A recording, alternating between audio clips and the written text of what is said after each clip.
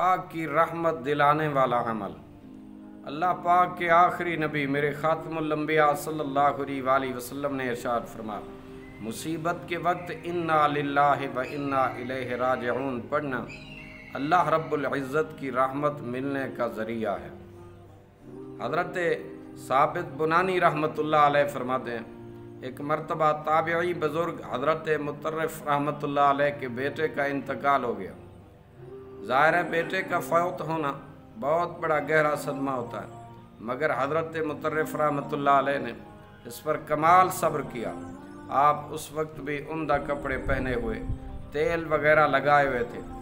لوگوں نے آپ سے کہا، حضرت آپ کے بیٹے کا انتقال ہوا ہے اور آپ عمدہ زیب و زینت کیے ہوئے ہیں۔ آپ نے فرمایا تو کیا میں پھر کم ہمتی کا اظہار کروں، یعنی بے صبری دکھاؤں؟ میرے صبر کرنے پر اللہ رب ذوالجلال نے مجھے 3 انعامات دینے کا وعدہ فرمایا، اور ان میں سے ہر انعام مجھے ساری دنیا سے زیادہ پیارا ہے۔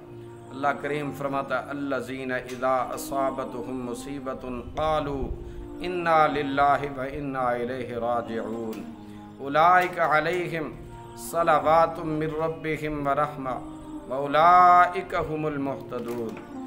کسی کے آپ سبحان اللہ غور کیجئے کہ اللہ والوں کے انداز نرالے ہوتے ہیں کہ وہ مصیبت پر صبر کیسے کرتے ہیں، اور مالک کائنات کی بارگاہ سے ان کو جزا سے کیسے نوازا جاتا ہے۔ اللہ رب ذوالجلال ہر مسلمان کو ہر مشکل وقت میں صبر کی توفیق عطا فرمائے، اور دکھ درد اور تکلیفوں سے پوری امت مسلمہ کی حفاظت فرمائے۔ صبر وہ عظیم ترین نیکی ہے جس کے بارے میں پاک پروردگار نے فرمایا، انما یوفی الصابرون اجرہم بغیر حساب۔